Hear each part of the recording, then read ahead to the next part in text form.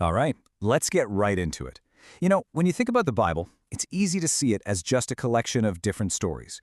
But what if I told you there's actually one massive, unified epic that runs from the very first page to the last? A story about two completely opposite forces that really define everything. So the big question we're digging into here is exactly that. Is there some kind of cosmic plot line, almost like a movie script, hidden right there in plain sight? A pattern that once you see it, you can't unsee it? Well, the answer is a huge yes, and it all comes down to a fundamental conflict of direction. And this is it, right here. You can look at the entire biblical story as a tale of two descents. On one hand, you have this being coming down to earth out of pride, an act that just unleashes corruption and death.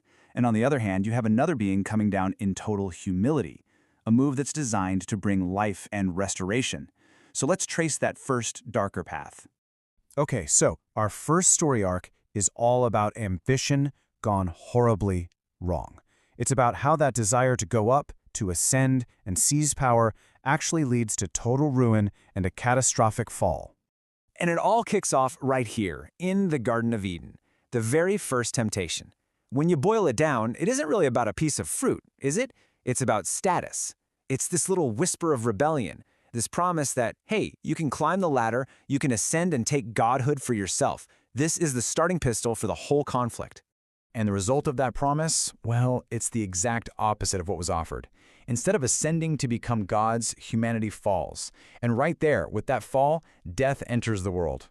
That great lie leads directly to this great tragedy. Now, what's so fascinating is how this whole theme of prideful ambition just echoes on a cosmic level. The prophet Isaiah describes a heavenly being whose downfall began with this exact same thought: I will ascend.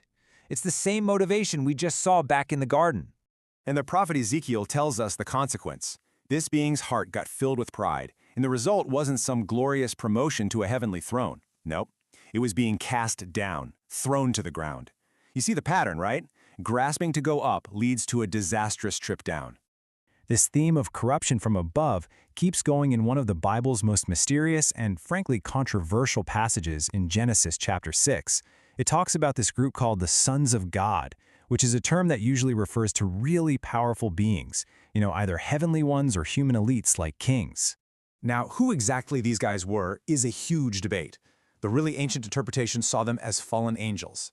Later on, a lot of people started seeing them as corrupt human kings who were just abusing their power.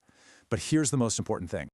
The crucial point is that it almost doesn't matter which view you take, because the end result in the story is exactly the same.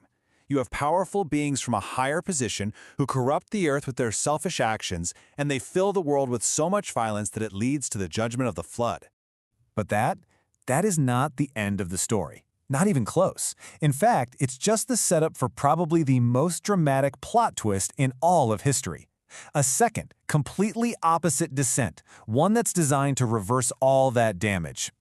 And this is the great inversion.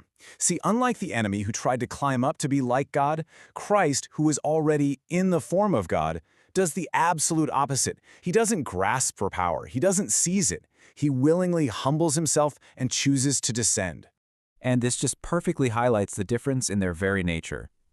That first descent is all driven by a desire to take, to dominate, to seize power for yourself. But the second descent, Christ's descent, is motivated by a desire to give, to serve, and to lay down power for others. And just think for a second about how he arrives. The first descent filled the world with violence and corruption. Christ's entry couldn't be more different. It's not with some conquering army. It's with a quiet, total vulnerability of a baby in a feeding trough. It's gentleness, not force. And this isn't just a different style. It's a direct reversal of the consequences. The prideful choice in the garden brought death into the world. Christ's humble descent and his ultimate sacrifice brings the offer of life specifically to undo that death. It's the perfect antidote. Okay, so let's fast forward all the way to the end of the story, to the book of Revelation, and see how this epic cinematic contrast hits its final climax. In Revelation, we get this final, powerful image of the enemy's fall. He's depicted as a star, one that has fallen from heaven. And what does this fallen star do? It opens the abyss. It unleashes destruction and darkness on the earth. But then, at the very end of the book, Christ uses the exact same imagery to describe himself. He doesn't say he's a fallen star. He says, I am the bright morning star. It's a symbol of dawn, of hope, of a brand new day. It's the same image, but with a totally opposite nature and a totally opposite outcome. So, when you put all of these pieces together, what do you see? You see this grand intentional pattern woven all the way from Genesis to Revelation. A pattern that we can really call the great biblical inversion. I mean, look at this side by side. The enemy's descent is all about pride, lust, and violence, and it leads to death and corruption. Christ's descent is the perfect mirror opposite: humility, purity, sacrifice, and it leads to life and restoration. Every single dark action has a corresponding light-filled reaction.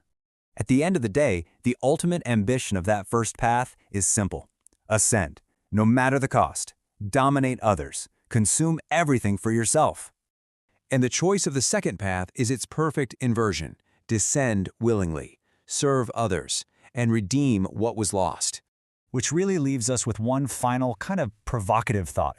In a world that is constantly telling us to climb, to achieve, to ascend, this ancient story suggests that the greatest power of all, the power that can literally bring life out of death, is actually found in the opposite direction. It makes you ask yourself, what is the power in choosing to descend,